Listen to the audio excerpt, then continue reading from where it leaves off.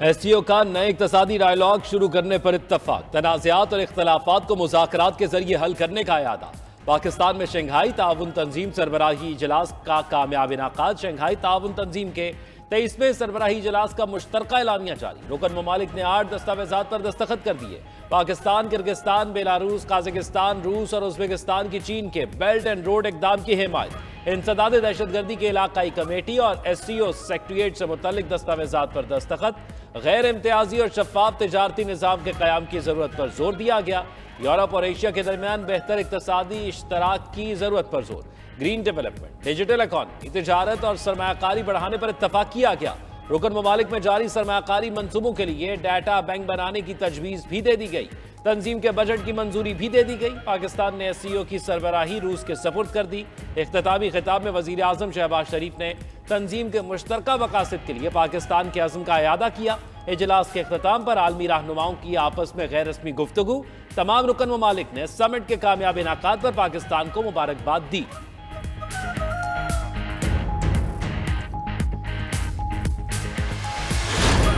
A stable Afghanistan is not only desirable but essential to fully realizing these great opportunities. The international community must step forward with urgent humanitarian support while calling upon the Afghan interim government to embrace political inclusivity, thereby ensuring Afghan soil is not misused for terrorism against its neighbors. Afghan سرزمین کا دہشت گردی کے لیے استعمال روکنا ہوگا۔ پاکستان خطے میں استحکام چاہتا ہے۔ ایس سی او ممالک دنیا کی آبادی کا 40% ہیں۔ پائیدار ترقی کے لیے علاقائی تعاون اور روابط کا فروغ ضروری ہے۔ وزیر اعظم شہباز شریف کا ایس سی او اجلاس سے افتتاحی خطاب۔ کہا خطے سے غربت کے خاتمے کے لیے اقدامات کو ترجیح دینا ہوگی۔ غربت معاشی ہی نہیں بلکہ اخلاقی مسئلہ بھی ہے۔ ایس سی او سے معنی خیز مذاکرات اور نتائج کے خواہاں ہیں۔ علاقائی ترقی کے لیے بیلٹ اینڈ روڈ انتہائی اہم منصوبہ ہے۔ پاکستان سی پیک کے دوسرے مرحلے میں داخل ہو رہا ہے۔ مشترکہ مستقبل کے لیے اقتصادی استحکام ہماری ضرورت ہے۔ معاشی تعاون کے لیے ایس سی او ممالک کو نئی حکمت عملی پر غور کرنا ہوگا۔ وزیر اعظم نے غزہ میں اسرائیلی جارحیت کو المیہ قرار دیا۔ کہا وہاں جاری نسل کشی کو نظر انداز نہیں کر سکتے۔ غزہ میں فوری جنگ بندی کے لیے عالمی برادری کو اقدامات کرنا ہوں گے۔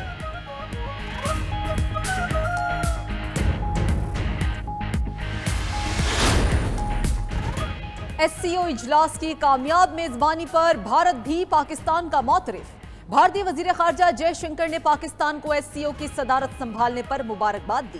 شنگھائی تعاون تنظیم اجلاس سے خطاب میں بھارتی وزیر خارجہ بولے، بھارت ایس سی او کی صدارت کی میعاد کے دوران پاکستان سے بھرپور تعاون کرے گا۔ ہم ایک ایسے وقت میں مل رہے ہیں جب دنیا مشکل سے دور سے گزر رہی ہے۔ ایس سی او کے رکن ممالک کو قرضوں سمیت مختلف چیلنجز کا سامنا ہے۔ ایس سی او سربراہی اجلاس سے چینی وزیر اعظم چیانگ، روس، بیلاروس اور دیگر ممالک کے رہنماؤں نے بھی خطاب کیا۔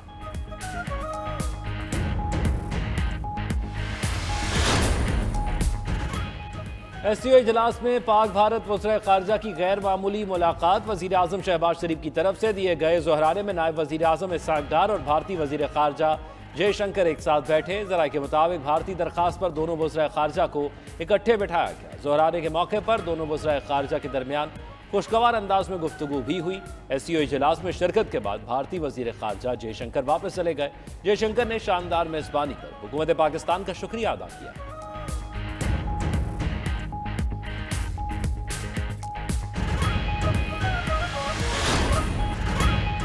26ویں آئینی ترمیم پر اتفاقی رائے کے لیے جاتی عمرہ میں بڑا عشائیہ۔ صدر مسلم لیگ نون نواز شریف نے سیاسی قیادت کو مشاورت کے لیے بلا لیا۔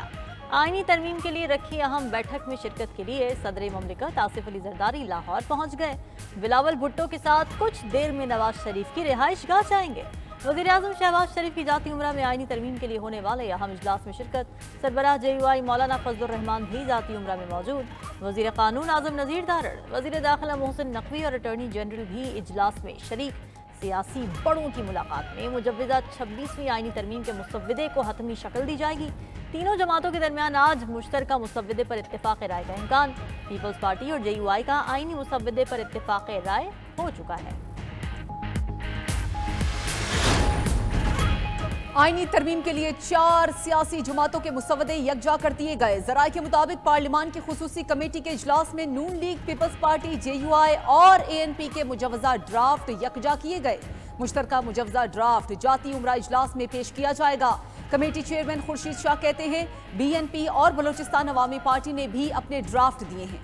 PTI کے چیف ویب عامر ڈوگر نے کمیٹی اجلاس ملتوی کرنے کا کہا۔ PTI کی درخواست پر خصوصی کمیٹی کا اجلاس کل تک ملتوی کیا گیا۔ اجلاس کے بعد گفتگو میں سینیٹر عرفان صدیقی نے کہا کہ کل کے اجلاس میں مسودے کی حتمی تیاری پر کام شروع ہوگا۔ صدر مملکت آصف علی زرداری نے قومی اسمبلی اور سینٹ کے اجلاس کل طلب کر لیے۔ وزیر اعظم شہباز شریف نے وفاقی کابینہ کا اجلاس بھی کل طلب کر لیا۔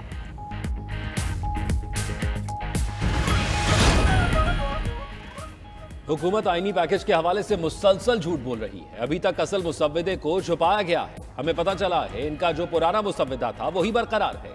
PTI رہنما اسد کیسر کا کہنا ہے بنیادی انسانی حقوق کو کم کرنے کے لیے آئینی ترمیم پر کام کیا جا رہا ہے۔ اپوزیشن ممبران کو 1 ارب سے بھی زیادہ کی آفرز آ رہی ہیں۔ سینیٹر شبلی فراز بولے ہمارے ارکان پارلیمنٹ میں بداعتمادی پھیلانے کے لیے پروپیگنڈا کیا جا رہا ہے۔ بانی PTI کے خلاف ووٹ ڈالنا انہیں مکمل قید میں رکھنے کے زمرے میں آتا ہے۔ ووٹ بیچنے والوں پر اللہ کی لعنت ہوگی۔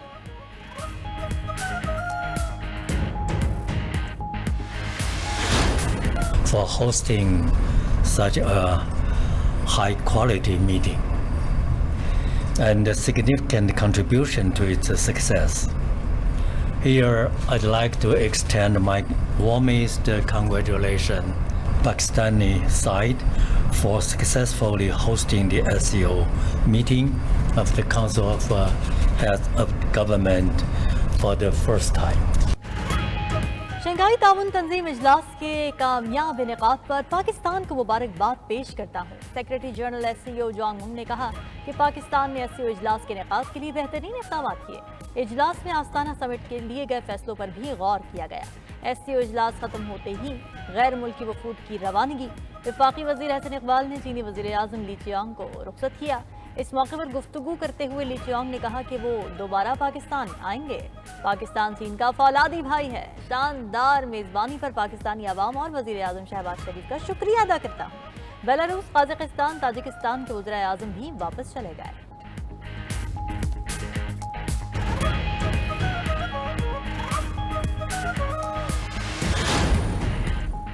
پاکستان نے خود کو اچھا اور بہترین مہمان ثابت کر دیا۔ تمام علاقائی ممالک SCO کے پلیٹ فارم پر اسلام آباد میں جمع۔ معزز مہمان مرحلہ وار جناح کنونشن سینٹر پہنچے۔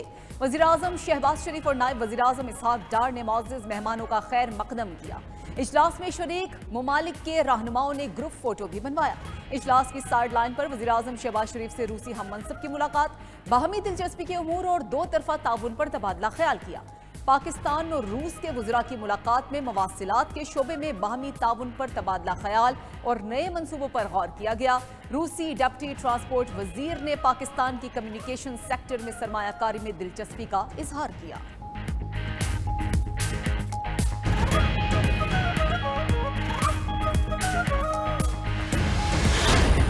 It was a great honor for Pakistan to organize the 23rd meeting of the Council of the Heads of Government of SCO member states. During the past 1 year of Pakistan presidency, we made every effort not only to work on the priority areas identified by Pakistan, which include enhancing regional connectivity, environmental protection, poverty alleviation, and youth empowerment, etc.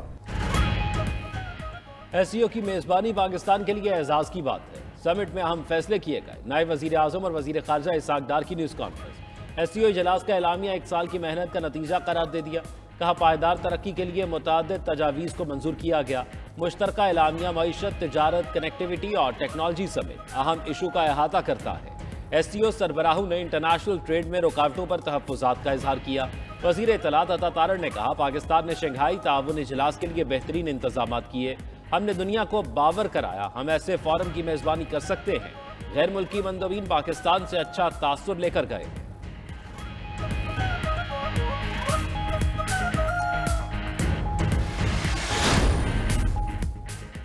صدر مملکت آصف علی زرداری سے Turkmenistan کی کابینہ کے deputy chairman کی ملاقات، صدر کا دونوں ممالک کے درمیان اقتصادی تعاون، کاروباری تعلقات بڑھانے کی ضرورت پر زور، کہا دونوں ممالک کی اسٹاک ایکسچینج کے درمیان روابط بڑھانا ہوں گے، خطے میں مشترکہ خوشحالی استحکام کے لیے مل کر کام کرنے کی ضرورت ہے۔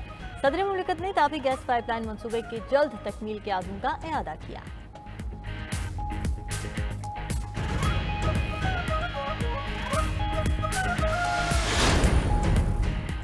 بانی P T I Oxford university کے چانسلر کی دوڑ سے باہر، نئے چانسلر کے انتخاب کے لیے 38 امیدواروں کی فہرست جاری، بانی پی ٹی آئی کا نام شامل نہیں۔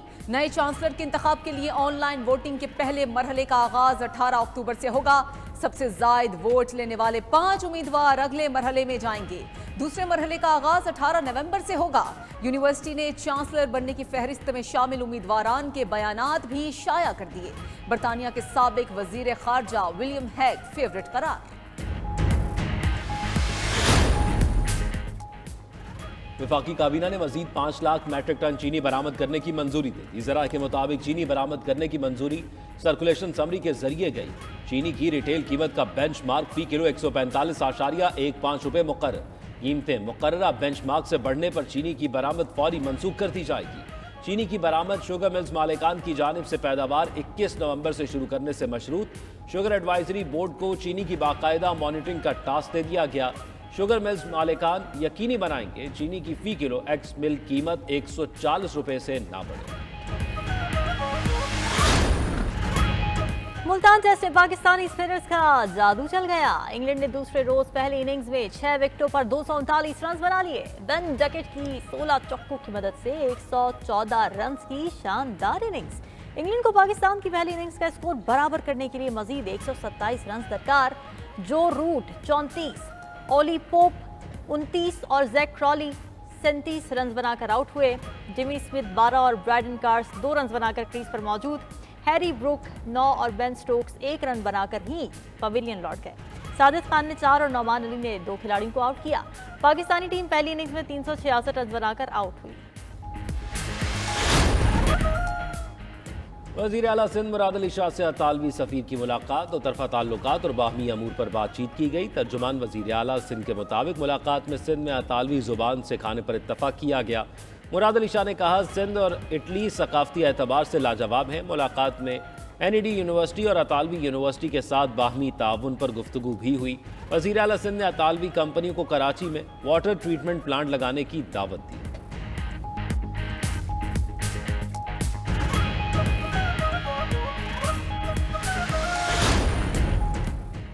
ملک میں انتخابات میں پاس ہونے کا نیا گریڈنگ سسٹم متعارف۔ وفاقی وزارت تعلیم کی نئی گریڈنگ پالیسی کے مطابق اب سے نمبرز کے بجائے گریڈ کے ذریعے امتحانات کے نتائج دیے جائیں گے۔ گریڈنگ سسٹم کا نفاذ 2024 کے اکیڈمک سال سے ہوگا۔ پہلے مرحلے میں گریڈنگ سسٹم 9ویں اور 11ویں جماعت پر لاگو ہوگا۔ نمبرز کے بجائے اب گریڈ پوائنٹ ایوریج یعنی جی پی اے یا سی جی پی اے گنا جائے گا۔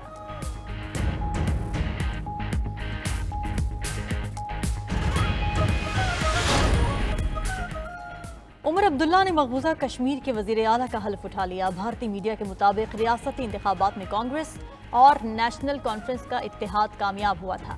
لیفٹیننٹ گورنر منوج سنہا نے عمر عبداللہ سے عہدے کا حلف لیا۔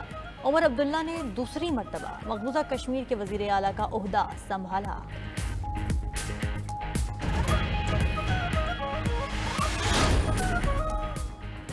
ملائیشیا کے سابق وزیر اعظم مہاتیر محمد کی طبیعت ناساز، اسپتال میں داخل کرا دیا گیا۔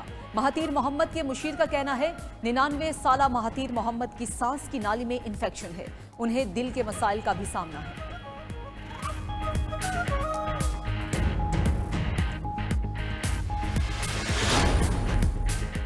متحدہ عرب امارات دنیا بھر کے باصلاحیت افراد کو شہریت اور گولڈن ویزا دینے کی پیشکش۔ گلف انفارمیشن ٹیکنالوجی ایگزیبیشن کے اعلیٰ عہدیدار کا کہنا ہے کہ اب متحدہ عرب امارات میں باصلاحیت لوگوں کو راغب کرنا پہلے کے مقابلے میں کافی آسان ہو گیا ہے۔